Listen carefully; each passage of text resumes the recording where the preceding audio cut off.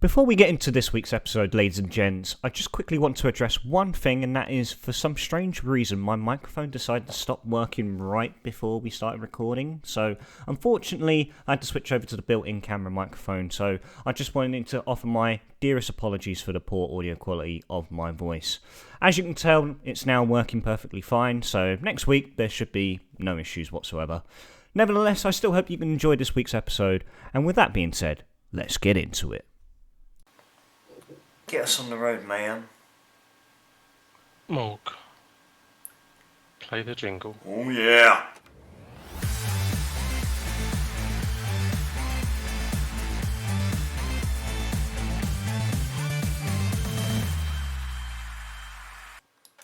Good evening, ladies and gents, and welcome back to the Football Booth Podcast. My name is Fen, and I'm one of your main hosts. Joined alongside me, I've got Mayhem. How you doing, mate? I'm good, man. And joining us for the second week in a row, the guy who's wrapped up looking like a fucking junkie, we got Cam. How you doing, mate? My friend. I'm very good, thank you. Nice to see you nice. Nice. Nice. Again, we're here another week. Some more drama has cropped up in the footballing world. There's Cam there, necking back a copper berry. I'm going to call it copper berry just to annoy him. I'm just taking a sip. After last week's antics. But I think we'll start off as we usually do. We're going to start off with you, Mayhem. You were in action on Saturday, home to Hibs. What was a somewhat shaky first half, involving a red card to Hibs and then a penalty with that putting 1-0 up. And then the next 45 minutes, pretty much found yourself back in control and again 9 points clear of Rangers. Talk us through that performance for us. Yeah, I think, like you said, it was kind of called out post-match that by Ange we couldn't really get anything sort of going and didn't fit into a usual rhythm and patterns in the first half, and it was below the standards that we've set for 2 seasons now. It was disjointed still. Like David Marshall made a couple of good saves and we hit the crossbar, and you could just, I don't know, it was a weird, maybe it was just me, but it was a weird feel to the game. A lot of obviously party celebrations, with it being St Patrick's Day the day before and coming into a 3 o'clock kickoff on a Saturday. But obviously they played before and there was some controversy at Motherwell when they were playing before, but ultimately played early and closed the gap, so there's a bit more pressure on the game. First half was poor, like we said. Starfelt is obviously grabbing the player's shirt in the box, goes to VAR. VAR decided the ref needs to go and review it, and we all know the story from there. So they're given the penalty. Josh Campbell steps up, puts Hibs 1 up, and yeah, it was, I don't know. I never really, with this team, I never really worry if we go behind. Great powers of recovery, fantastic players. The manager isn't going to panic, so there wasn't the worry there. But they go 1 up, and then obviously things change with the red card. I think the refs across Scotland this weekend have been very poor. I don't think either Consistent, penalty, to say the least. I don't think either penalty is a penalty. I don't think, if you're going to give, I know, if you're going by the letter of the law, Starfelt should give away a penalty, but if you're going to give that, you're going to be given 5 or 6 penalties a game. And then I think the Cameron Carter-Vicker one, our penalty, because he's given the Starfelt one, the ref kind of has no choice. He has to go with that standard. But again, if you're going to be giving them sort of a coming together, pausing them a wee bit, it goes down. But yeah, I don't think it was either were pretty soft penalties. But again, he had set his stall out that's what he was going to do.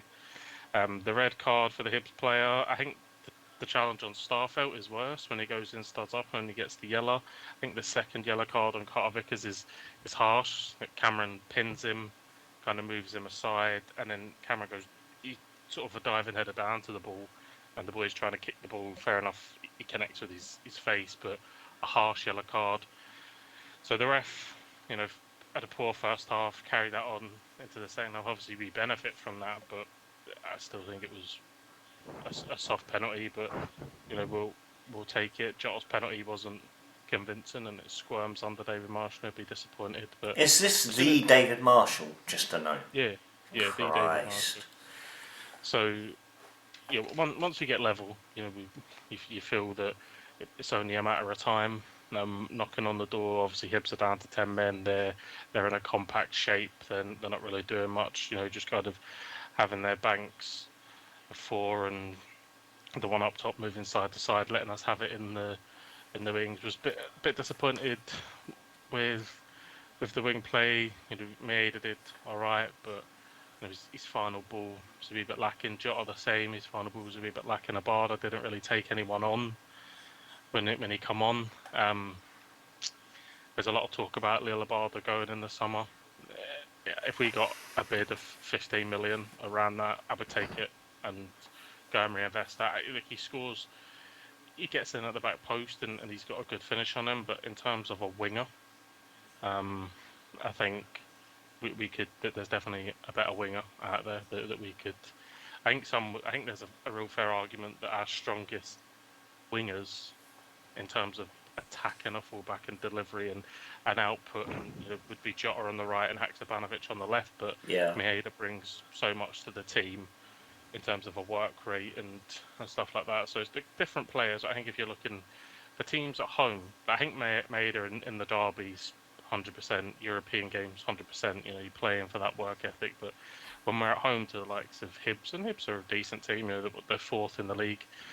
But when you're at home to the likes of Hibs or St Mirren or that, I think Jota and Haksabanovic would be, the options, with obviously Kyogo up top.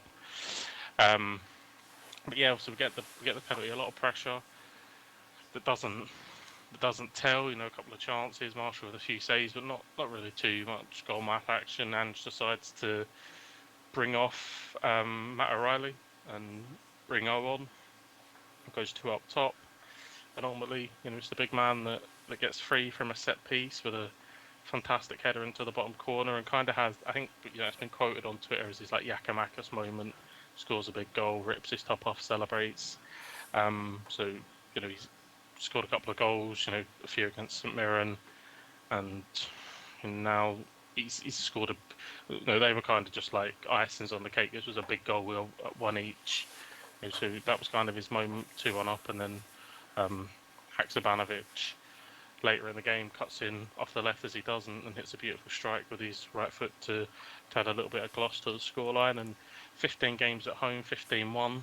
We keep rolling on now, so into obviously the international break, so we can disconnect from football and not bother with it, and then back in a couple of weeks' time for a trip up to Dingwall on Sunday, which won't be easy. Never is going up there, and then obviously all of a sudden the derby's on top of us again. So look, we've got to keep doing what we're doing.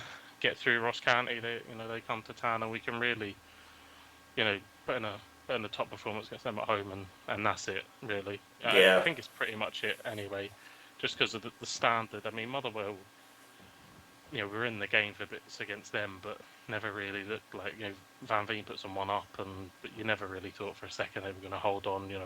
Hibs go 1 up, and Hearts have gone 1 up against us in recent weeks, but there was never a fear. You always believed that we were going to create that many opportunities, that we were going to take the chances. So and that's where the league's at the moment. So we go away to Ross County, dispatch of them hopefully, and then I said the derby comes, deal with them at home, 12 points, and I think that's it. And then we can, but Andrew won't let them coast, but we've got that buffer, and we can close out the league title and obviously go for the semi-final as well. Yeah, and your league record speaks for itself. I mean, that's 27 victories from 29 fixtures that you played this season in the league.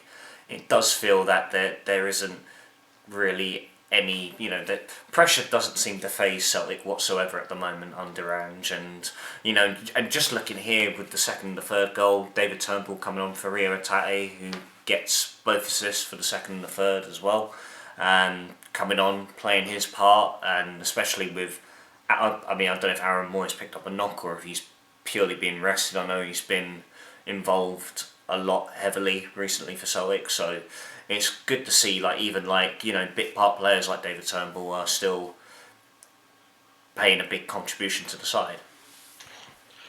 Yeah, so Rio went off. Sort of went down the tunnel clutching his hamstring. So I haven't seen any kind of update on it as of yet. But hopefully the international break comes at a good time and he can rest up and be back fit and firing. If not for Ross County, then for the derby.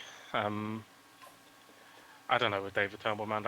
Watching him play in real time, it just doesn't look like a player that has a future at Celtic, which is hard to say because he does contribute. But yeah, I'd be very surprised post the summer if David Turnbull's still a Celtic player. I think Ange will move him on, and with the way that Ange's policy is, I think he'll move on Lil Abada as well if the interest is true. It could be paper talk, but there's apparently Southampton and co are looking around him. And look, the boys probably for his career, staying at Celtic another season, playing in the Champions League another season is probably would be fantastic for him. But the kind of noise, and again it could all be paper talk, but the kind of noise is that he's maybe not fully had his head turned, but you can see the bright lights of the English Premier League, and his agent is kind of sort of indicating that that's what he'd want, and if that's what he wants, then fair play. I'm sure he goes with everybody's well wishes. He's come in. He's been fantastic for us for 2 seasons in places. When he hits form, he's very good, but he just seems to go through Solskjaer relaxed confidence, and he doesn't want to take anyone on. And as a winger, if you don't have that, and he does, he's a quick lad. So yeah, we've seen the best of him, and yeah, it does.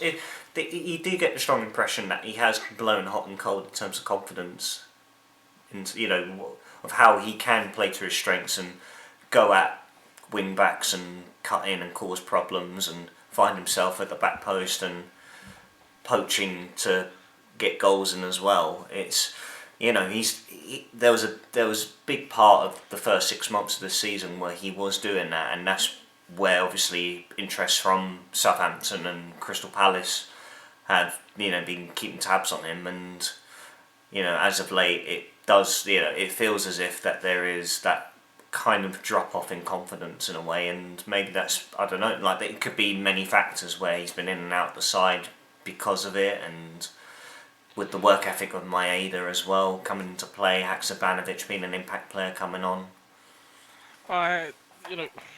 He had a really good game obviously away at St Mirren where he come on and he scores and he set up Matt O'Reilly and he was involved in a lot, and you thought that maybe he was going to pick up one of these hot streaks again. But yeah, I think that's maybe it. Even with a performance like that, the next week, he's only on the bench, and maybe that's something to do with it. Saying that, I would keep the team as it was for Ross County, Jota and Haksabanovic, or Jota and Maeda. But come the derby, the way that he's terrorised Barisic, I would start I'd start Abada on the right. Whether that means you sacrifice Jota to come on later, and and just going to go in Maeda, which you probably will. 100% I would start. I know that obviously Jota played in the semi-final and had a sort of a quieter game, but still was fine on that right wing. Just the way that Abada gets in at the back and seems to always have Barisic's number. I would start. I probably would go with Jota and Abada, but I think knowing Ange, Maeda will play if obviously he's fully fit and raring to go. So we'll see, but I think he would be. He's got that history. Obviously, he scored in the 4-0 earlier in the season. Again, coming off the wing, he's got a really good record. I think he scored 2 actually. He's got a really good record against them. So especially at home, so I'd pick him and I'd fancy him to get on the score sheet on that day. And then once we get to the 65-minute mark, you've always got the backup of Jota or Haksabanovic or whoever you want to bring off the bench. Hopefully Moy, I don't know if he's been selected for the Australian team. Hopefully that was just a case of maybe it was a wee sort of knock or strain or something that's kept him out of this game, and we're just being careful with him.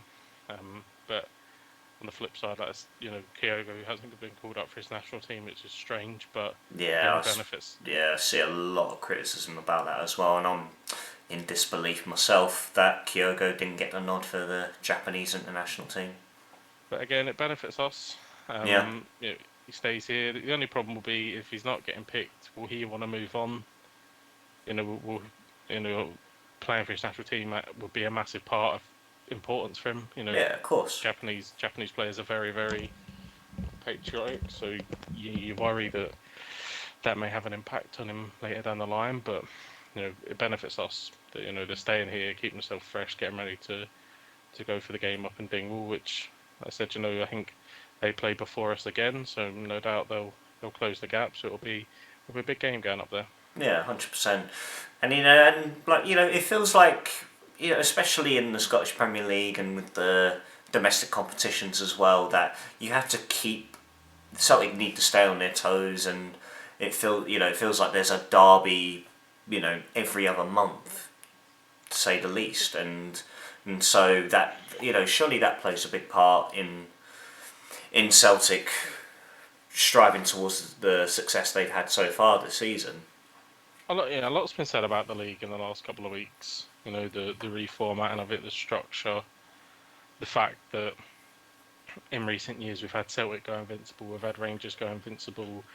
This season, outside of Rangers, Celtic have only lost to St Mirren and drew at Ibrox. Apart from that, they've won every other game. So they're talking about format. There's a myth in Scotland that we don't create very good players. That's not true. We just don't retain them. Look at Liam Morrison as away at Bayern Munich's academy that we lost. Look at the likes of Ben Doak that's gone down to Liverpool that we lost. You look at the likes of Calvin Ramsey that got swallowed. They played obviously a little bit for Aberdeen, but got swallowed up by Liverpool. So we do create these players, but we don't retain we don't retain them, and then they don't develop to what they should be. Calvin Ramsey, is he ever going to become a Premier League level player now? Probably not. Look at Nathan Patterson, that obviously come through at Rangers, got his move to Everton, hasn't really played, being bested by Seamus Coleman. So we make these players are here, they're there. They just see the bright lights down south, and probably think this is their one and only chance. So away they go. So we do create.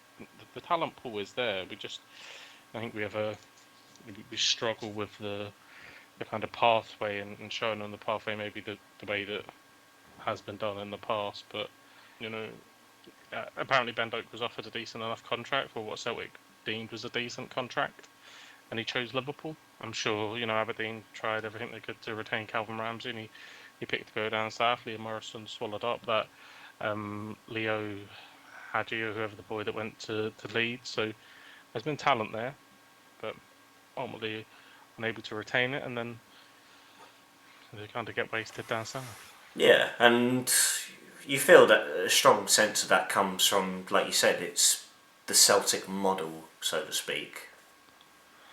Yeah, I think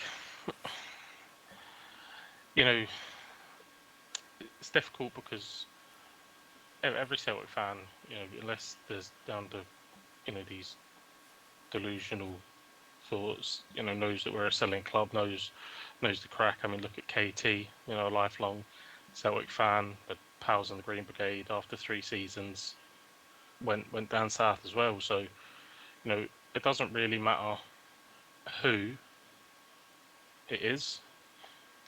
There's always going to be that pathway, whether you're coming up through the academy. Yes, you get players like Callum McGregor, obviously, that's going to stay at the club, and you'd imagine will be a mainstay at the club now.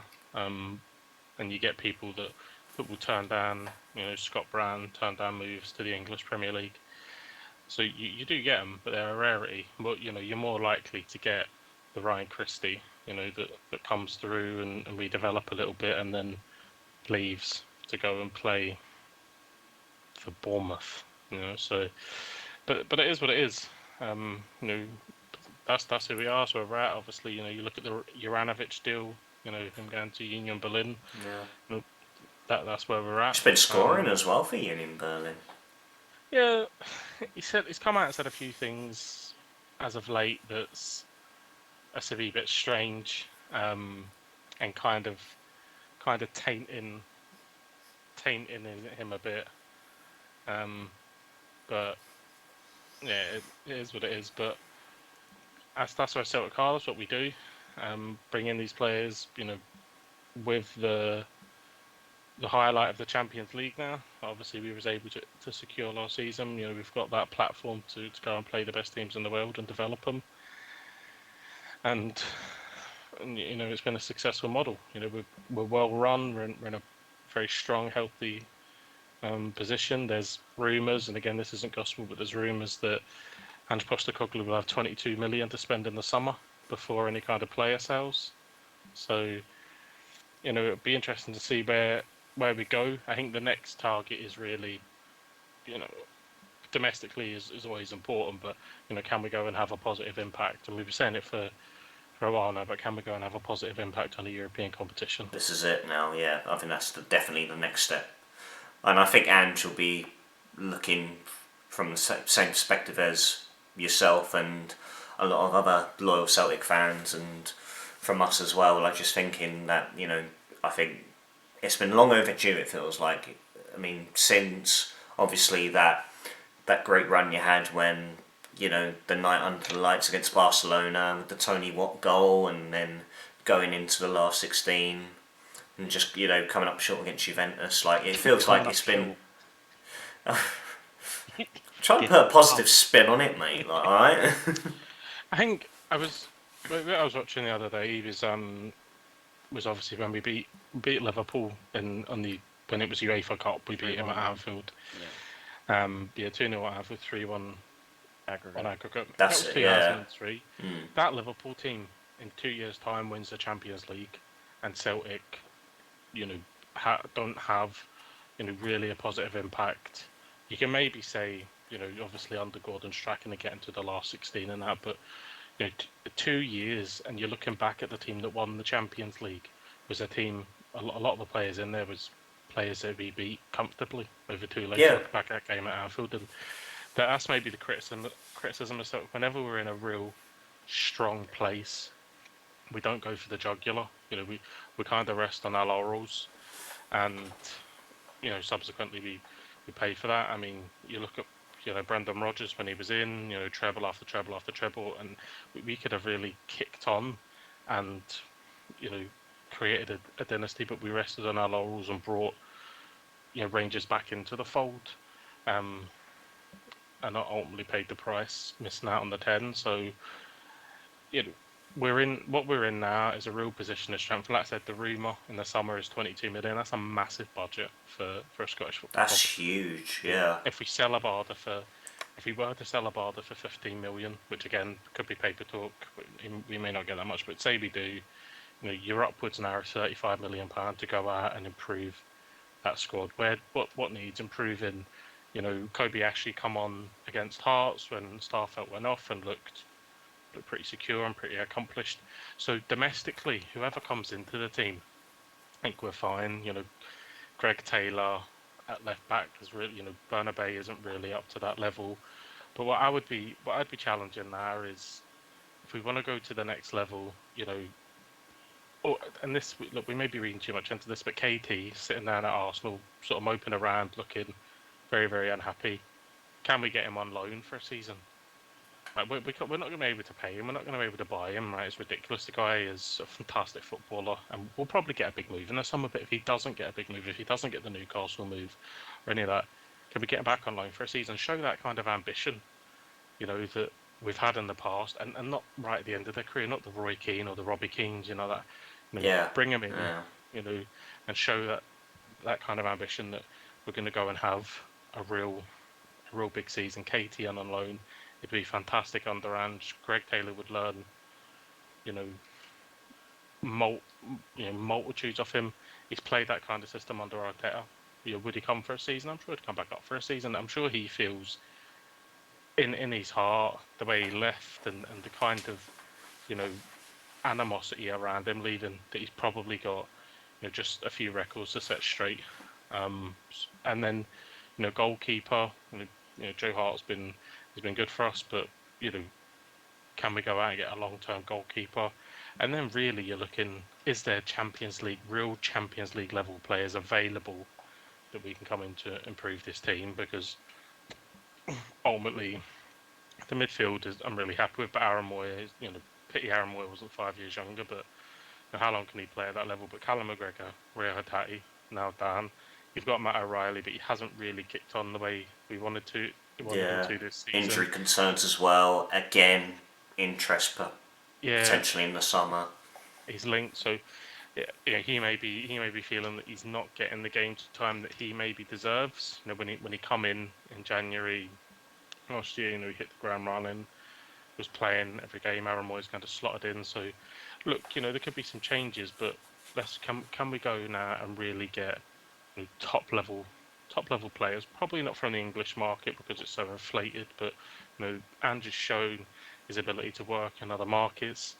I think he's probably exhausted the Asian market now. I don't really think there's any sort of big players left there that we could bring in that we haven't already gone and we've got Awata, we've got Kobayashi, Kyogo, Hatate, Maeda. I don't really think there's anyone else that we could bring in. You've gone and sort of showed your hand and brought these boys in. But, is there somewhere like, we were linked with the boy that went to Denmark, the Norwegian boy that went went to Benfica, the Norwegian boy, the striker. Oh, that shoulder. Aye, so we linked with him. That kind of level. That kind of elite level that's going to take us on. If Celtic bought shoulder, Christ, doing a Celtic Football Manager save next season. Aye, so look, obviously, we're linked with these names and we're out in these markets. So I think that's it. We've been saying it for a wee bit too long now. It's kind of gone on, that we haven't won a knockout tie for X amount of time. I think it's since 2003. So, get that monkey off our back and go and have an impact and really grow the team and expand. So we're going to move over to you, Cam. Yeah. I think we've got you. I think you're riled up. You're steaming. I don't know where to start with you, mate. So Tottenham, isn't it? Yeah, well, so 3-1 up away at St Mary's. Southampton struggling in the league at the moment, and then collapsed. Went from 3-1 up to draw the game 3-3. Yeah, Feels more like a loss. it absolutely does. Do I dare ask you if you watched the game or not? I don't watch 3 o'clock games. No, okay, I watched the highlights. I see them went 3-1 up. I thought, that's game. We're shit, but we're not that shit. And then they scored, and I went, we're shit. We're not that shit. And then it was 3-1. I just sort of sat there and thought, we are that shit. But have you seen the penalty decision that they get? I haven't seen the penalty decision. I've just seen Ward-Prowse score the actual penalty. Questionable? Questionable's a fucking understatement. Yeah, he just kicks. He makes the ref make a decision, and I think that's the bottom line. It's a nothing tackle. It's the ball's bouncing in the box. Just waves his foot at it, and the Southampton player falls over. Paul Merson says it's never a penalty, so that's an Arsenal fan. Says it. VAR gives it, and no more than expected. Ward-Prowse puts in the back of the net, but same old Tottenham. You want some fight, you want some hunger. They go 3-1 up, and you think, yeah, this is it. Get a leg in the Champions League. Get some points clear. Just throw away. It felt like we saw the good, the bad, the ugly from Tottenham, where we can see them being clinical, being ruthless, taking their chances, and then for that consistency to just drastically disappear and vanish within a flash, and then invite pressure and allow Southampton to get themselves back in it and come away with a point. I think it's Tottenham in a nutshell. Just big moments of the season, they just go in the shell and they just fold away. No one shows up. No characters really lead the team. You need someone big, put the foot on the ball. Kane to come win a tackle, maybe win a foul, get a bit of pressure under. But I want him to go hiding, and Conte has something to say in the thing, and everyone wants to kick up a fucking fuss. Oh, he had a few things to say. That it should be behind closed doors. It shouldn't be in the public. He shouldn't be throwing players under the bus. But a week ago, Richarlison threw him under the bus. So you can say all you want, but he's not wrong. For 20 odd years, they haven't won anything. It's toxic. Kane was promised he could leave if he wanted to and go to City. That wasn't followed through. So you're talking a man that wants to build something there. They've made the Tottenham Stadium so they can hire out it for events and all that, so he can make more money. He doesn't want to win anything with Tottenham. Well, I think also as well is to, compete financially with the other top tier sides as well. Doesn't spend any money, does he? That's the problem. Well, this is it, and I feel problems lie further than the management situation. I think if you look back through the 10 years of Tottenham managers and the managers they've had to not win anything, you have to start looking somewhere else. You can't have Mourinho, Conte, like managers like that. Pochettino, a great manager, didn't win anything. Got back in, got to finals, but just didn't win anything. You eventually have to look at players and the way the club's run. Can't keep blaming managers because you can end up like Chelsea. You're not going to have managers to employ. A lot of it directs back to Daniel Levy and the way the club is run. Yeah. And you think of all, previous, the Gareth Bale sale, the Modric sale, and, they're the top two that come to mind. And to see then who has come in as their replacement. The greatest 110 million ever wasted in the Gareth Bale sale for like one good player in Christian Eriksen. Because who came in under that money? There was Christian Eriksen. Was that the one where Paulinho came in? Is it Soldado, the striker? Soldado came in. Okay. That was before what was his name? The Dutch striker, Janssen. Fuck me, mate. I can't even remember how much pile of shit we've had. Nasser Chadley. Nasser Chadley. There's another one. Chadley's a boy. I won't have anything said against him, mate. What a baller. And then you even look at your centre backs, like Jan Vertonghen and Toby Alderweireld, who were once dubbed arguably the best centre back partnership in the Premier League, and then replaced with the likes of Davinson Sanchez and fucking Davinson Dogshit Sanchez, Oreo. I still can't believe he's a Premier League right back. I still can't believe he plays. He's done well from the corner shop as a snack to right back at Tottenham. Oreo. Well, he's on loan now, isn't he? He plays with someone else. I'm sure it'd be I bet you mean Serge Aurier, not Oreo. Oreo's it's a snack with cream in the middle. He was a snack with cream, wasn't he? To be fair, Steve Cooper does look like the kind of manager that will play a snack at fucking right back. I don't know which one's worse, him or fucking the other boy that plays right back now. Can't think of his name. Pedro Porro. No. Scored the first goal, didn't he? Emerson Royale. That's the one. Emerson Royale. Cheeky burger. They're just from the outside looking in. Tottenham were always this fast flowing attacking team. They were fun to watch, and even that seems to have gone there. Like Conte plays a certain type of football. We knew that. Mourinho plays a certain type of football, but it seemed like you were giving up. The ethics of the club, the heartbeat of the club to win something. Mourinho gets to a final, you sack him before the final. And then give it to Ryan Mason. What's he done? Retired because he was shit at football. I think he retired for a different reason though, Karen. Yeah, some like health issue bollocks. The big thing was, when they got whoever it was, the ex-Wolves manager in. Oh, mate. But he was like 8th choice or something. It was something ridiculous when they were going through managers. People just kept turning them down left, right and centre.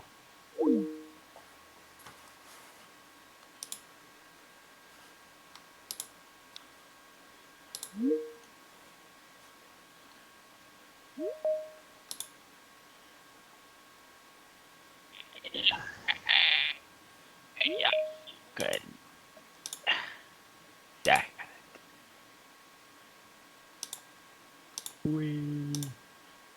Yeah, but you know, the fact that people were just turning them down left, right, and centre was ominous from the get go. You land at, you know, I know Marino's had a kind of up and down, but even at Roma, he's gone and won the Conference League. Yeah, Tottenham's the only team he hasn't won anything with. Shock. I'm of the opinion that Conte, as Tottenham Hotspur manager, didn't need to air those grievances in public. It doesn't help if he stays on as manager now. The club looks weak. If he's sacked, you know, the club looks like it's out of control. So it's a lose-lose in every scenario. I mean, fuck them all, really. None of them should pick up a wage. From the Champions League game against Milan, spineless, to the Sheffield United game in the FA Cup, spineless, to then winning a pointless Premier League game, to then drawing 3-0. It's a disgrace. Harry Kane can lisp his way to Man United and win something, but at the end of the day, when you look back through his tenure at Tottenham, and you look at the big moments, it goes missing. It goes missing. Big moment in the World Cup, what does he do? Puts the ball over the net. The geezer will just go down as one of them players that were good, good against Burnley, good against the thing, but when it comes to big moments, geezer goes missing. Champions League final, where was he? Nowhere. Right, doesn't do in big moments for Tottenham. He'll probably go down as Tottenham's greatest player ever, but that's just the banner of what the Tottenham team has become now. This is the thing, like they're a club in decline, and they will slowly and gradually derail. It's been 15 years of that way. You got Jermaine Genius talking about his Carling Cup win for however long on the FA Cup. But that man's won something with Tottenham. Like, we should just void that off so I could stop hearing about him winning the Carling Cup every time he's on TV. But it's just pointless. Like, top four, they get top four. That's a successful season for Tottenham now. This is it, yeah, and that's as high as the accomplishment goes. Yeah, that's where they set the bar for themselves every season. For a successful season, for me, as a Tottenham fan, a successful season is top four and Arsenal fucking away the league, and I can just laugh at them for being this team that will win the league. Wow. I don't think that's going to happen. It will. It will. I mean, I admire your confidence. Sport beat them in 120 minutes. They have to go to the Etihad. The only way Arsenal win the league is if another team does it, because Arsenal won't beat them at the Etihad. Arsenal don't travel well to Anfield. Never have done. They play a lot of hard games, Arsenal, and eventually this young team will show, because what do they have in their midfield? They have a rapist that somehow's allowed to play football still, in Part A. That's about it. They don't have winners. They have a young talent. Yeah, Jesus is coming back. They look good. They're knocking over hurdles, but when they go through that 3 or 4 games, the Chelsea, the Liverpool, the Man City, that will be the test of characters. They lost the FA Cup game to City. They got outplayed at the Emirates, and they have to go to the backyard. When they're 3 points or 2 points clear, that's when the ball starts showing. I think Arsenal getting knocked out though of the Europa League was the best thing that could have ever happened to them, though. Yes, 100%. But why was he risking? I mean, this maybe comes with experience. Because if they don't win anything off of the pure ejaculation that their fans have had, the pure successful season, it's a failure. If they do not win the Premier League now, it is a failure of a season. Simple as it is, right? I mean, I still don't understand why he would risk. I mean, I see that. I think Saliba was playing in the Chelsea game, Palace game. Sorry, so it looks like he's recovered. But Tomiyasu apparently has suffered a setback, quite a big setback as well. Yeah. he hasn't really played, has he? Ben White's been playing right back. He's been very, yeah, I think he's been Shit. rotated. Tomiyasu? Yeah. But I mean, his best moment was to risk anyone in, what do you get for, like, you get a trophy. it's a European Cup, though. Arsenal have never You won get a one. trophy, So, but the prize for winning the Europa League is the Champions League. Now, you're going to get that through the league. yeah, But there's that risk that you burn yourself out for 120 minutes and you perform poorly against Palace. It didn't happen. That they played well. they absolutely turned Palace over. But there was a massive risk there, the one that they didn't need to take. It's still a European Cup at the end of the day, though, isn't it? It is for look. Don't get me wrong. If Celtic were in that, right, I would want us competing, right. But we don't have the financial firepower to go and compete for the Champions League. We could maybe get to the last 16, but Yeah, then we're gonna get hit by these superpowers. Arsenal, as a Premier League football club, you got Bournemouth. Bournemouth bidding for players that AC Milan, 7 times winners of the competition, are going for. Arsenal have the firepower and the financial firepower to go and compete at that top European level because they're in the Premier League. And attract anyone. I don't think they do. Not with that current. That's yeah, no, they absolutely do. So if they get Champions League, the Emirates 50,000 seat stadium, they're based in London, and if they win the Premier League, or even if they show that they can compete for the Premier League, they're one of the most attractive places to go in Europe. European football. You go back to December, and you say this is the season. This is your one chance. This is your one chance in 20 years to win the Premier League. Go spend the money, and they don't, because the owners do not care for titles. It's proven the way they run. Arsenal have spent money. There's a myth here that the owners haven't spent money. Arsenal have spent money. Yeah, but in the wrong places. That Pepe for 89 yeah, of course they've had misfires, as every other team has. But then you look at names like Zinchenko and Gabby Jesus. Odegaard on a permanent transfer. Trossard, who's come in, done really well. Yeah, but is it like Jesus and Zinchenko, brilliant signing? Aaron Ramsdale, great signing. Dog shit. Stand by that. Did you see the goal he conceded? That was not great. That was a massive risk, but one that's paid. It was. So was Saliba as well. They took no risk with him when he was their player, come back from loan. So he won young. Initially, when they signed him for 27 million. He won Young Player of the Year when he was on loan at Marseille in the French league. So, integrating him back into the team made sense. But do 27 million in this day and age is a squad player. But this is what I mean. The money's crazy. Yeah. Like they've literally gone and paid whatever they paid for Trossard, whatever it was, 20, 30 odd million. Is he that and this guy guy comes player? off, but he's a good squad player. That's what I mean. 27 million is a squad player for someone in the Premier League, and this is what I mean. But when you're at that absolute top end, you're looking. You've got to be spending 50, 60 million for someone to come in and affect the first team. So, I mean, you can pay 60 million for a dog shit Brazilian winger that sits on the bench and cries that he doesn't start because he's not that great at football. But you can look at it at all the other top clubs. You see Man City as well. Laporte on the bench. How much are they setting back? Like 70 odd million or something. Look at City's bench. Kevin De Bruyne sitting on the bench, arguably one of the greatest. But these are squad players. These are like squad players who are used in a rotation system.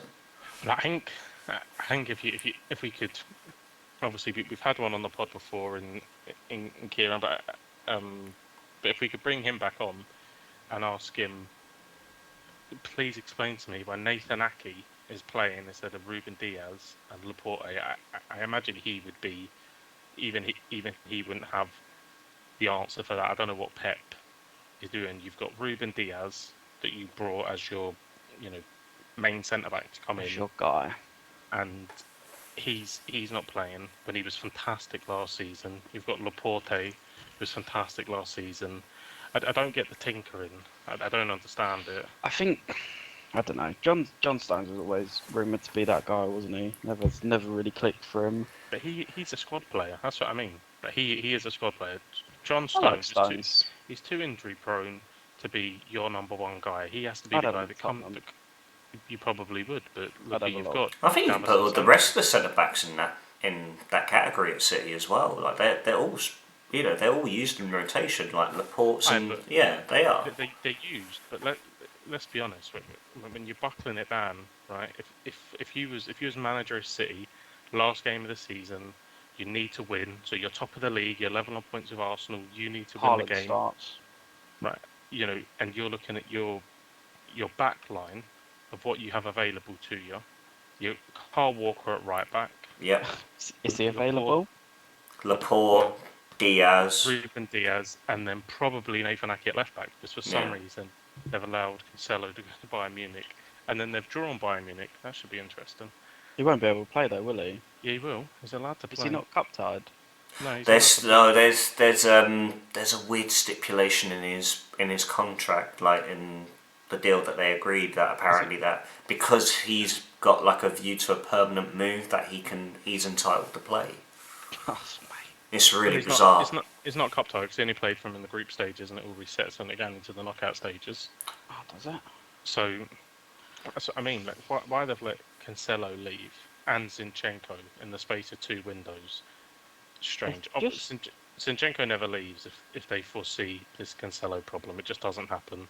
So they've let Zinchenko go because he never thought he was getting in front of Cancelo, and then Cancelo's thrown his toys out of the pram and ended up leaving, falling out with Pep or whatever. But it's all this tinkering, like Kevin De Bruyne on the bench. You can't tell me that Bernardo, for the talent they have, Bernardo Silva, Aka Gundogan, whoever you want in that mix, right? There's no one better than Kevin De Bruyne. And coming into this running, I know the Champions League. Look, the Champions League. If you were to say to City, you finish 2 points behind Arsenal, but you win the Champions League, they all take you. I'd say fucking swap that round. But all the Don't City lose in the fans final. take it. All the City I fans think take City it. come back. City mate. would I take think- Champions League over anything this I season. think if Phil Foden stays fit, I think City win the league. This is the first time this season, in the last couple of games, that City have looked like City. Because The of Phil, mate. the Leipzig result, which was scary, and obviously then followed that up with a brutal demolition of. All right, fair enough. It was Tim Pot Burnley. Way! They're absolutely clear at the Championship and will be a Premier League team next season, and they've absolutely demolished them. So Haaland looks like it's clicking.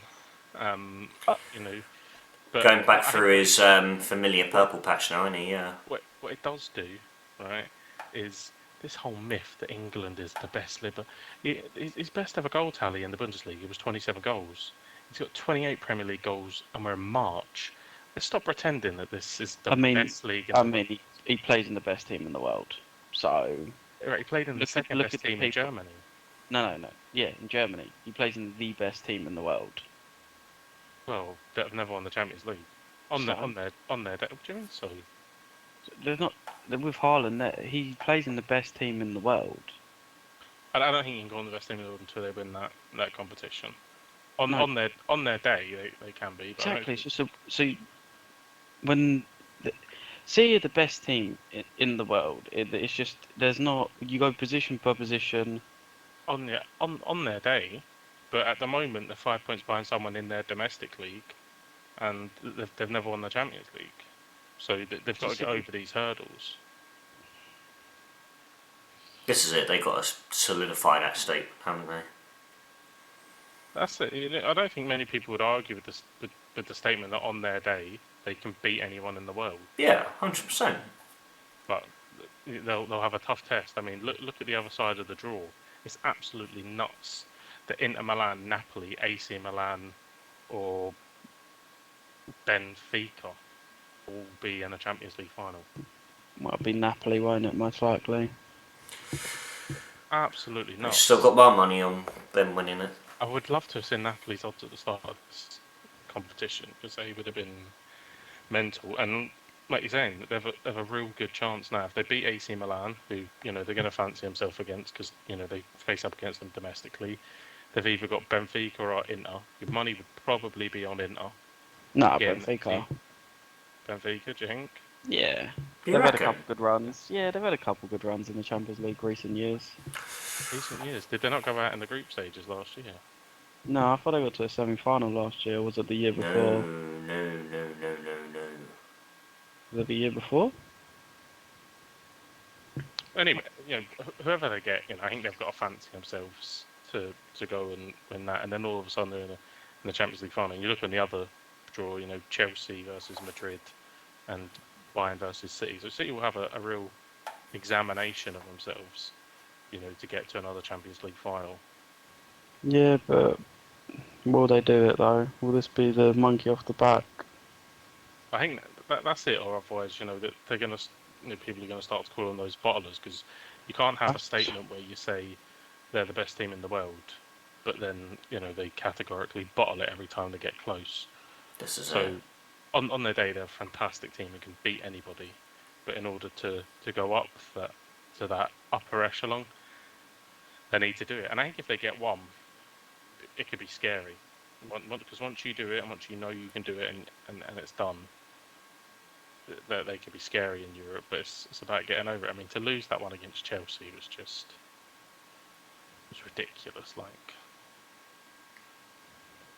Yeah, the one where Kai Havertz scored the You're talking about this is the problem that City have. That you're looking at Chelsea at the moment that are languishing in 8th, but have won this competition twice.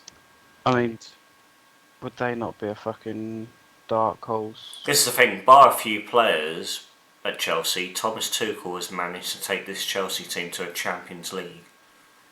Mm-hmm. So, I think Chelsea, although league position dictate otherwise, I think Chelsea will give Madrid a sterner examination, but I think Madrid will come through it. Yeah.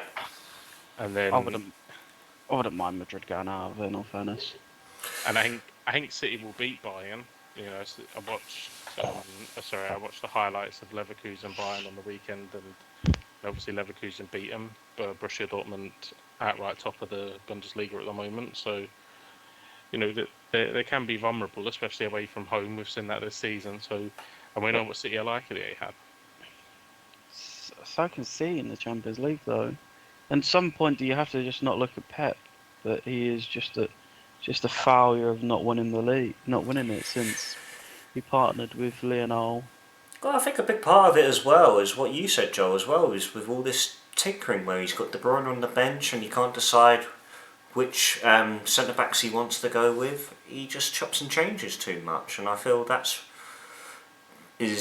plays a big part in his downfall in the Champions League with City at the moment. Yeah, I think if we revert back to for what he's done domestically, he'll probably go down as the second greatest in the Premier League era manager. Yeah. You revert back to the first, number one, Sir Alex Ferguson, and I think Gary Neville said it multiple times. Once you get into this March, April, May running, right, you have a set team. It's your team. It's the Rio Ferdinands, it's the Vidiches, it's the Nevilles, it's the Roy Kick. This is the team. There's no tinkering.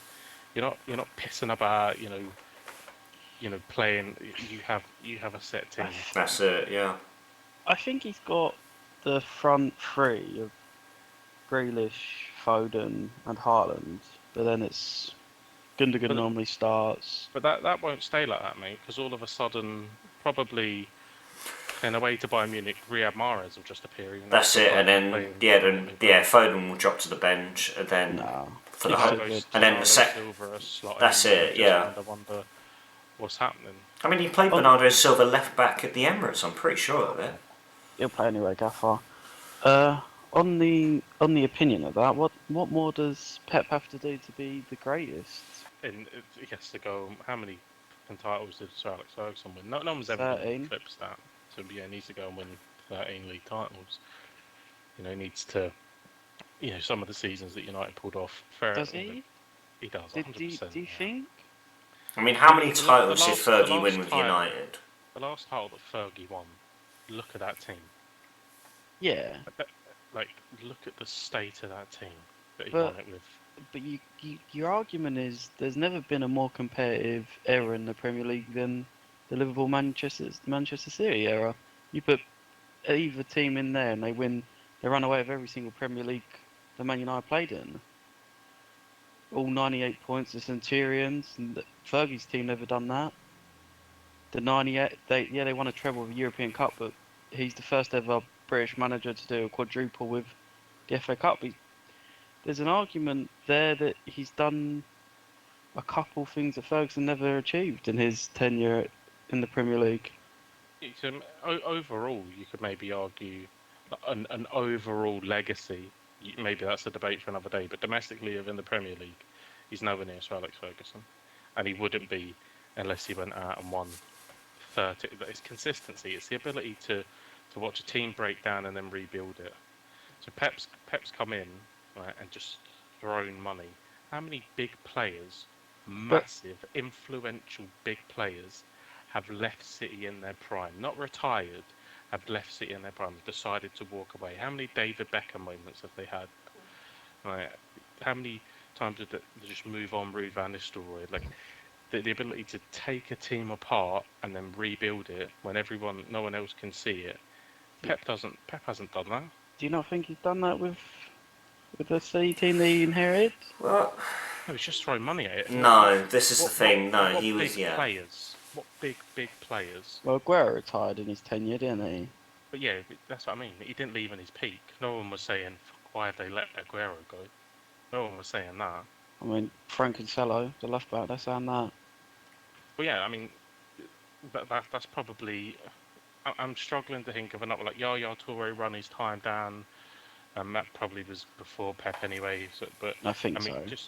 just through the legacy at City, you look at Yeah. Company, he retires there. David Silva moves on.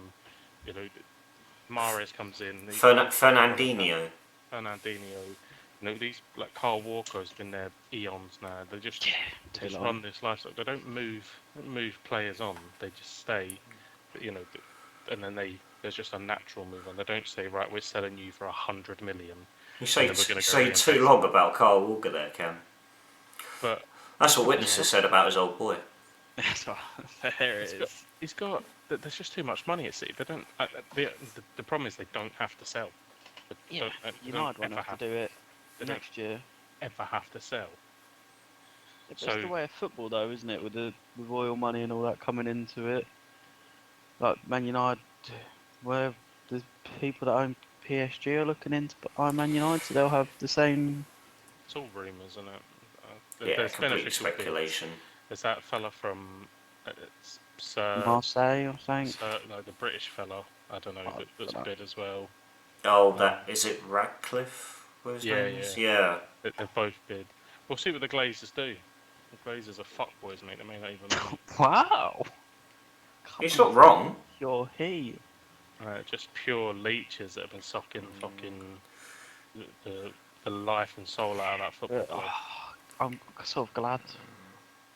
Can't be asked for United fans anymore. Yeah, but you know, like the era that Ferguson, the era that where he was at United, I don't think we will ever see football in that light ever again. Like I feel we've moved so far from that to the point now where the next best individual we can put next to Alex Ferguson is Pep Guardiola, and like you said, he's got millions and millions of money to chuck at players where it doesn't feel like, let's think back with Ferguson when Beckham went, he brought in Cristiano Ronaldo. and then when Peter Schmeichel... And then Ronaldo leaves. You're talking like Ballon d'Or winner, and then he leaves and you're thinking, what? Yeah, but they did have Nani though, didn't they? So... I know, top Nani, and then they've reincarnated him all these years later as Anthony. Fred. Oh. This is it.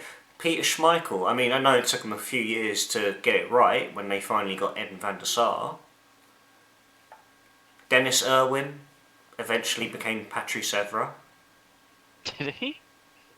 Magical Fabian Barthez in there though, don't... Fabian Barthez? No, pat a cake, fucking useless twat. Roy Carroll, top boy. Roy Carroll, top boy. Talking about managers, I feel like Jose Mourinho doesn't get the recognition that man deserves. You look at... He's just been... But you look at Pep, people say Pep's the second greatest manager. What was the team talk? We'll get the ball to Messi, Messi will score, good team talk. Then he went to Bayern Munich after winning a treble and didn't win the Champions League, only won the domestic treble, I think and then he's come there to was City. question marks. There was question marks over Pep when he comes to City. I think he's proven beyond a shadow of a doubt with the football he's brought to City that he is a fantastic man, and the legacy, the domestic treble and the domestic dominance that City have had. Yeah, I think the only other person you inject into that conversation is maybe Arsene Wenger, but then you're maybe talking about longevity, possibly over actual success. but he's come to win the Champions League. He hasn't come to win any other thing. That's why. Big Sam don't get the respect he deserves. Nah, he's good at selling gear. Kept a lot of teams up. All those bongs. That brilliant stint as England manager. I was going to say he's good. Unbeaten good as rep. England manager. Yeah, Yeah, that I'll go down in the Hall of Fame. Never lost a game. 3 for 100 as well. Will as well. Way! Absolute trolls at Crystal Palace are. How could they sack a man called Patrick on St Patrick's Day? Way! I see someone tweeted out, not Patrick's Day. Not Patrick's Day. What are our thoughts on Patrick Vieira getting sacked at Palace, though? I feel it's quite a bizarre one. I mean, in It's a mid-March. disgrace. They're 12th. Mate, I know that they're not millions points off. Apparently they haven't won a game in 2023. They haven't had a shot on target in 2023 till the Arsenal game. But no, they hadn't had a shot on target for the last 3 games. But to be Crystal Palace in 12th, like what more? I don't know if it's the. Whenever I watched them, they didn't look a poor team. Their worst performance was at the Emirates, getting absolutely pumped. So and they've sacked Patrick Vieira after that. So they didn't look like a team that was getting trounced. They didn't, they've had some tough games. From 12. a bad mistake in the City And they're game. talking about bringing in Roy Hodgson. The pigeon is coming back. He's back. The old shagger's back. I think that's the biggest. He's problem. 75. It's the biggest problem with football now is that there's just no Let's when not take the piss here. when Leicester sacked their manager after winning the league. Like Crystal Palace just need to remember that they are dog shit and they're just in the Premier League, so be happy. Don't worry. I think you've probably put a poor spin on that. I don't think any Palace fans ever going to say we're happy being dog shit. But I think if you'd have said to Crystal Palace you're going to finish 12th this season, would any of them been disappointed? Probably. Look at their fans. Probably don't know how to fucking count to 12. They can on their fingers. They just go to the stadium to watch the cheerleaders and perv. Probably why they have the attendance. And in all seriousness, you're 12th. I mean, where did they expect to finish? Mate, they expect to win it all. European football. Did they expect to be above any of the top 6? Newcastle with all this money, did they expect to be above Newcastle? Leicester that have been in European competitions, did they expect to be above Leicester? Are Newcastle top 6 team? Well, yeah, because they're in the top 6. Yeah, they're not. They're 5th, Cam, yeah. I know. Look, Newcastle. You wouldn't pin them. Newcastle have had they've punched well above their weight, but realistically, at the start, you probably didn't expect Newcastle to spend as little as they did with the money that had come in. So, when you were, planning your season, did you honestly expect to be above them? I mean, a few teams have really punched above their weight. Brighton, obviously. Did I expect Tottenham to be above Newcastle? No, I'm talking about Palace. Oh, sorry. I'm sort of saying, You expect Palace to be above Tottenham? Yeah. Brighton have had a fantastic season. I think that's maybe hurting them because obviously they're such big rivals, and they went down to the South Coast and lost. Still the weirdest rivalry to ever exist. Sorry, what? They absolutely hate each other. Yeah, I know. It's bizarre. No, But they're bum boys, aren't they? Though, so. And then Fulham obviously come up and had a fantastic season as well. And maybe that's the sticking point. They're saying if Fulham can do it, why can't we? But there's always a Championship team that comes up and does well, isn't there? Normally. Brentford. I mean, again, Brentford have had a. Maybe that's the catalyst that they're looking at those kind of teams and are thinking. Why don't we have a striker that bets on himself? Why can't we do it if the likes of Fulham and Brentford are doing it? But I can't see, did the teams that are above them, did they expect to be above Chelsea? Did they expect to be above Liverpool, Tottenham? Like Probably Tottenham, mate. They are dog shit. I think 12th is exactly where Palace. Yeah, I think if you offered Palace 12th to 13th with an FA Cup run, they'd fucking bite your hand off. Obviously, they're only 3 points off the drop, so maybe that's factoring into it. I don't know, but Oh yeah, no. Looking at the table, they could be in trouble. Could they? I'm gonna take my. I'm gonna take. We've seen that. Yeah. Well, that's getting cut. well, Yeah, I'm gonna take back what I said. Yeah, they could be in trouble. Yeah. the league is the league is weird, isn't it? Everyone up to 12th is in that dogfight. Yeah. That's the more entertaining part. Because Palace are at 12th on 27, 11th is Villa on 38. Yeah. Villa are safe. Yeah, I don't. Everyone's in that dogfight, but chopping and changing. If you're chopping Patrick Vieira, a progressive young coach that's had a good amount of success at Palace, for Roy Hodgson that you've sacked before. He's also had good success With Palace, doing more. Yeah, I don't know, just being old Roy. Like, if that's who comes in, madness, and that's the only name. Obviously, Ange Postecoglou was linked before Hodgson come through because he's linked to literally every job in the world. He's definitely someone that pervs over the cheerleaders, isn't he? 100%. Well, that's why Hodgson took it. He tried to get him to perform twice. 100%. He tried to bring it in that they performed before the game and at half time. One after in the change rooms if they win. What the fuck happened in Rotherham on Saturday? What the actual fuck? Rained, didn't it? Great coverage. Like, That pitch was logged. this is a professional football team with a bit of rain and Get the 3G pitch out. that's it. Like the groundsmen dragging water back onto the pitch. Mate, they were 1-0 down to Cardiff. I would be as well.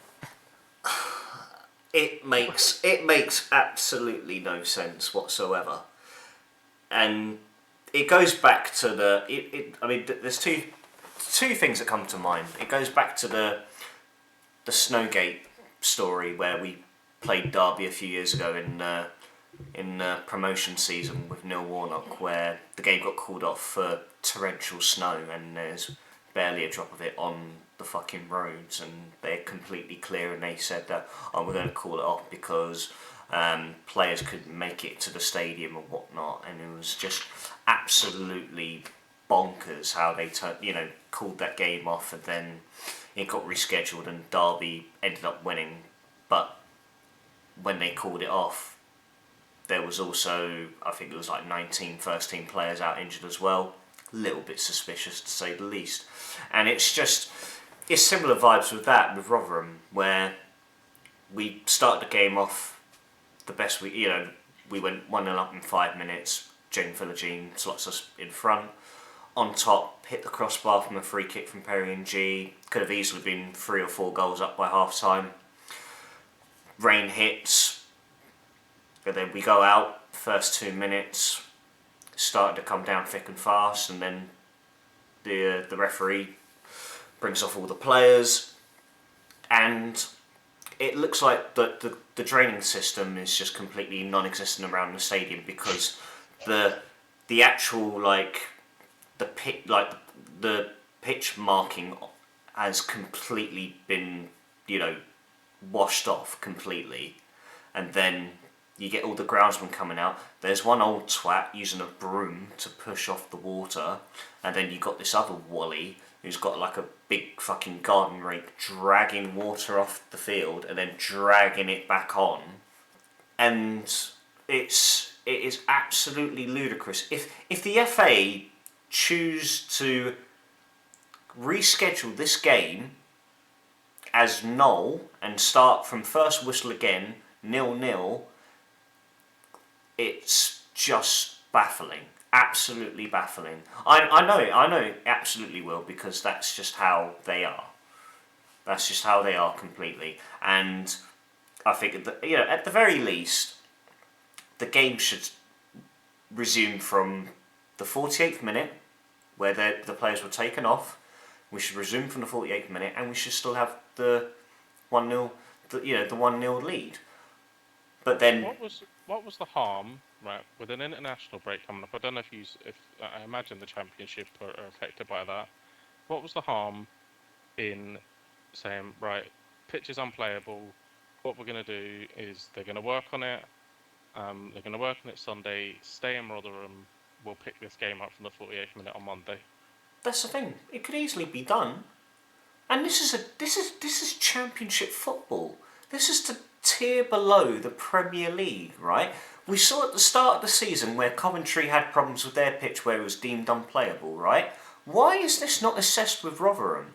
Rotherham clearly don't have the facilities to be a Championship club. This is a new stadium. They only built this stadium. Well, it did a fucking shit job of it. Nothing fucking drains off the fucking pitch, does it? Mate, that stadium is, I would say, only about 10 years old, if even that. This is a brand fucking spanking new It's stadium. fucking shit then, isn't it? Maybe It's it's a shit. bit older now. I don't know. Like, what's it called? Like the New York Stadium or something. I'm telling you, it's not an old stadium. It certainly fucking looked like New York after the fucking rain hit. Shithole, mate. Absolute shithole. But it should have just been free entry to anyone that had brought a ticket, and the game should have been played. And then it comes over. And then it comes over the tannoy saying, "Oh, the game will no longer be resuming." And then they all pipe up, go, "Hey," like cheering and stuff like that. You're cheering at a game being abandoned. Opened in July 2012. They were 1-0 down to Cardiff. Of course they fucking won. Oh, fucking shut it down! 2023. Opened in 2012, mate. That was ridiculous. Stupid. Fucking Championship team. I know. No, and I had this They're conversation. losing for League I had this One conversation team. with my partner on Saturday. She's like, "Who are you playing today?" I was like, "Oh, we're away to Rotherham." She goes, "Are they a good team?" No. Not really. And that was- No, they're not. No, because all they're known for is being the biggest yo-yo team when it comes to League One and the Championship. That's literally, they are there to purely make up the numbers. There's nothing special about them. Really upset it, aren't you? No, I'm fucking fuming with it, mate. It's ridiculous. No, the game's no. This should never be a problem in this day and age. This is Championship fucking football, not fucking grassroots level. It could be a League One next season. They should be in League One next season. We should be given the fucking 3 points, and they should be deducted 10 for that shit. But I think the grassroots games are able to continue, mate. Like, absolute shocking scenes that you can't deal with a little bit of water. This is it. They're probably upset because they had to play uphill the second half as well. How'd you build a stadium in 2012 on a fucking hill? So the Ask Rotherham, they know how to fucking do it, wouldn't they? No drainage system. Do they not have drainage system? Stupid. And then there's one of the groundsmen like doing this to like the away stands. Oh, fucking It'll Was you be, upset? mongrel. it'll be an interesting return, Luke, won't it? Oh, they'll win it. I know they'll win it. Yeah. No, Yeah, this shit. has got Derby written all over it again. This has got Derby written all over it again. Because They like to make football stadiums in Yorkshire. They don't even speak English in Yorkshire, so. Yeah. and then after the international break, if Actual if football. if a rearranged date has not been fixed with Rotherham away, our next fixture is the South Wales Derby. Oh. Big game. And I think, thinking about it now, we can't let what happened with Rotherham just completely take over the mindset and the mentality that Sabri has set in that dressing room right now. We've now got to draw our attentions and approach that game as we did with Bristol at home. When was the last time you actually beat Swansea? The last time we beat Swansea was when Mick McCarthy was in charge. It was at the Caravan during the pandemic where Aidan Flint scored in the first 2 minutes. Yeah, first 2 minutes. Yeah, the only good thing he done for us because he was wank otherwise. It's been a. So it's been a while. It has been. It's been a minute. It certainly has. So, but this is it. We've got to take that same approach as we did against Bristol and just want it more than they do. Positives as well. I mean, you said you were dominating Rotherham. Yeah, we absolutely were. Yeah. They're cheering the game being called off. So, yeah, I mean, the positives are there. Just got to go and produce now in the biggest game of the season. 100%. What about Mitrovic? Anyone see that? Oh mate, oh god, that was another one as well, wasn't it? What a fucking shit show that was. Do you know what it reminded me of? It reminded me of. Do you remember I think it was the cup game years back where Celtic played Rangers, formerly when they were known as Rangers, and I think it was Lee Naylor. Is it Lee Naylor? Left back. Maybe not.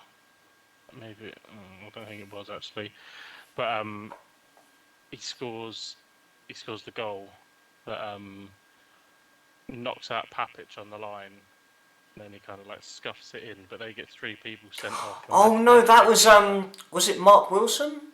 Yeah, Mark Wilson. Yeah, Mark Wilson. And the ref sends off. He gets a second yellow, and he sends off Magic Bagheera. He puts the red card up, and Bagheera grabs. Oh yeah. It does, yeah. Come on, they were seeing that. Oh no. Yeah, Oh, Mark Bagheera, fucking hell. I think it's just bollocks though. Why are they using VAR in the FA Cup when it's not permitted? If that's in the Championship that don't have VAR, they don't look at it. Can't have one rule for one and one rule for a fucking other. And to make it even worse, Jadon Sancho goes around the goalkeeper, fucking's going wide. The fat bastard misses. He doesn't need to do it, Willian. It's going wide. But he's a fat bastard. Yes, but it's just. It's utter madness though. Like, what the fuck did he expect? I don't know. He should have took someone with him like Joey Barton tried doing in that fucking Man City game, mate. Didn't work though, did it? Yeah, that backfired. Absolute cock. Oh, mate. Mikovic should have just absolutely like stone cold stunned him or something. Like proper went out with a bang. I'm not gonna lie. Yeah, but the referee's a bit of a prick, I think. Mate, I'd honestly need to wear a nappy if I was officiating a game where fucking Mitrovic was playing. Fuck that guy squaring up to me. Bollocks to that. No. It's Sunday League shit though, isn't it? Like squaring up to the ref. Like he's got a bolt to the car. Yeah, fucking Sunday League in Bulgaria where they have the fucking coaches turn fucking. Mourinho's waiting outside his car. Mitro, shall we pull up?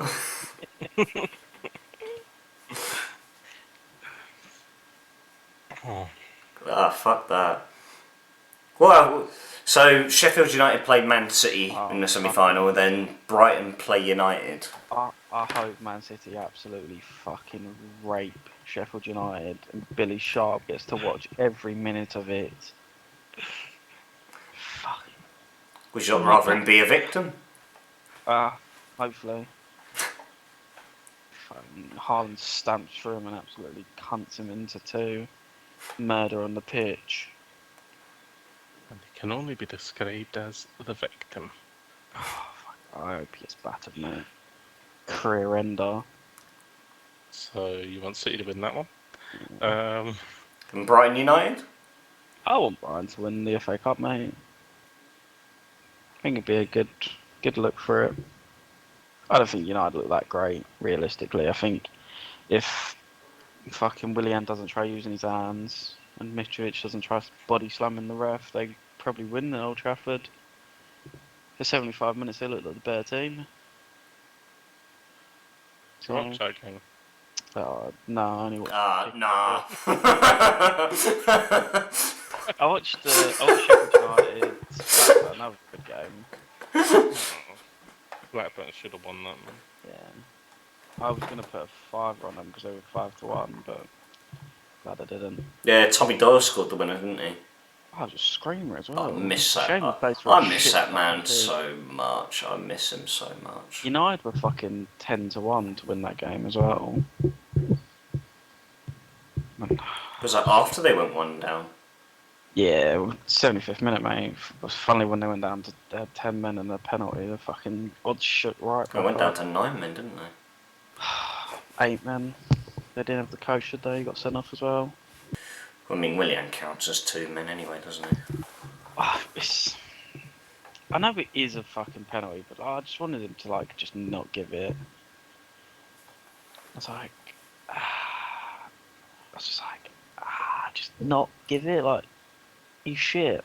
He plays for Chelsea now. He plays for Fulham. Like, give him that extra hand. I can't believe Sancho misses it, and then he's fucking like screaming at the ref that it's a fucking penalty. It's like, you are dog shit, son. Until those Copperbergs are settling in, aren't you? Fantasy football time. As always, I'm going to go through the league position. And still top, we've got Liam. He is on 1631. Second, Mike. Yeah, he definitely still plays it. Second is Mike, 1602. Third is me, just about, 1554. Fourth, and is creeping up as well, is you, Mayhem, 1534. 20 points behind. I need to get Saka in my team. Fucking hell. I captained him on the weekend. Yeah, I know, I saw. What, you still play it? No, I didn't mean to. I set it up like 2 weeks ago where I captained him and he did nothing and then forgot that half of the teams aren't playing the FA Cup and he comes clutch. Fuck, he would clutch indeed. Fifth place, we got a Canby, 1505. Yeah. Sixth is Endrogene, 1503. Yay. Seventh is Joe, 1478. Eighth is Spring, yeah. Let's go get some dip and chip. At the Red Cups. Eighth is Cam, 1454. Look, we got the third base last night, man. Woo, yeah. And then bottom is Mr. Sam Foster on 1406. There's a big gap between you and Sam now, Cam. So I think it's he's fucked basically. Yeah. What are we? Game week 20. 29, is it? So he's got nine game weeks. Otherwise he's getting a beautiful Tottenham shirt. Yeah, I think this is for 29. Okay. Oh yeah, he's absolutely bollocked. Nah, he's screwed. Yeah, but he'll be out for like one drink and then go home, so he's fine.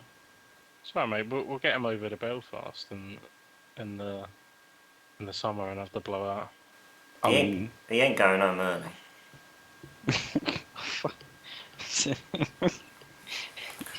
We'll get him over. Get him up in the big smoke. I ain't travelling anywhere. I'm not saving up for a wedding. Yeah, get him over. Get the boys in the door so he can't get out. Well, he can't drive then, as he ain't got that excuse. Yeah, exactly. I mean, he can still drive. He doesn't lose his license to travel in a different country. Well, he can't legally drive because he ain't gonna have a car unless he's gonna boost one in Belfast. I fucking would, mate. But you can't drive anyway, mate. So. Oh, Cam's gonna get a shot at me. Mustard around the fucking automatic, mate. I bet you are. It's lethal on those bumper cars. We're gonna wrap things up there here and now. Gentlemen, fun episode as always. Thank you very much for joining me. Cheers, mate. Shut the fuck up through the outro, Cam. Yeah, exactly.